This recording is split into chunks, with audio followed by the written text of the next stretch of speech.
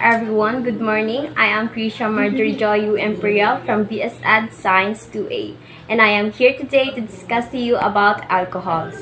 These are the introduction of alcohol, and here are the nomenclature and classification of alcohols. This is the process of common names in which is the alkyl group followed by the word of alcohols. I am going to discuss to you the naming compounds of alcohols. These are the number 1. Let's try it. CH3 dash CH2 dash CH2 dash OH. So now this compound has 3 carbons, which is 1, 2, 3 alcohols, which is OH. And then, since we have 3 carbons, which is 1, 2, 3, we're going to call it propane.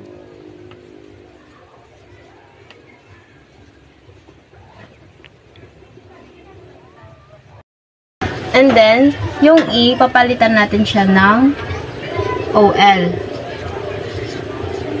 So, magiging propanol.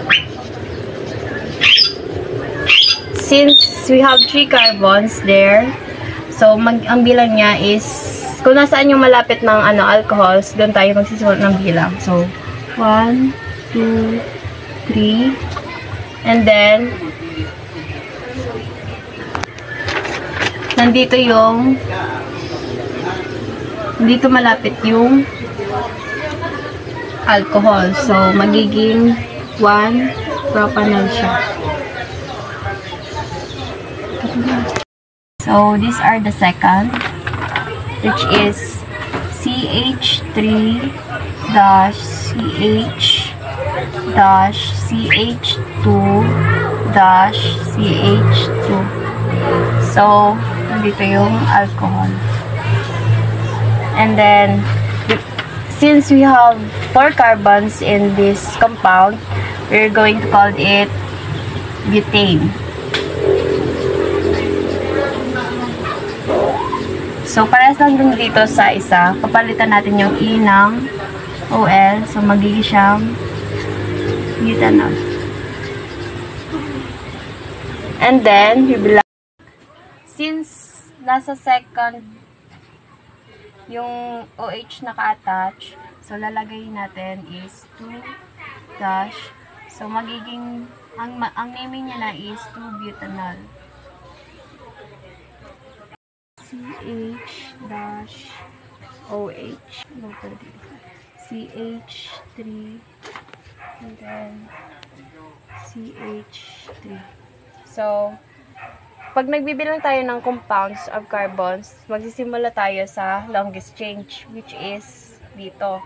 Kasi siya yung malapit sa alcohol. So, 1, 2, 3, 4, 5. So, since we have 5 carbons there, we're going to call it pentane.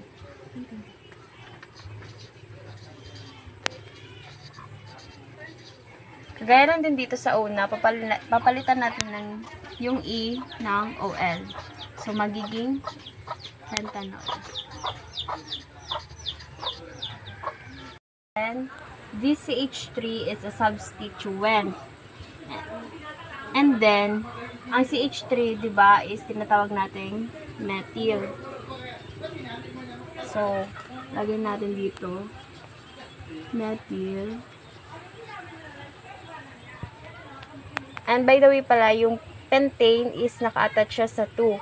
So, magiging pentanol. And then dito, yung methyl naka-attach siya sa 4. So, 4-methyl. Naming niya na is 4-methyl 2-pentanol. So, this one is the cycloaliphatic alcohol. So, bibilangin natin siya kung ilang edges ang naka-attach dito. So, simula tayo dito. 1, 2, 3, 4, 5. Since 5 siya is magiging pentane.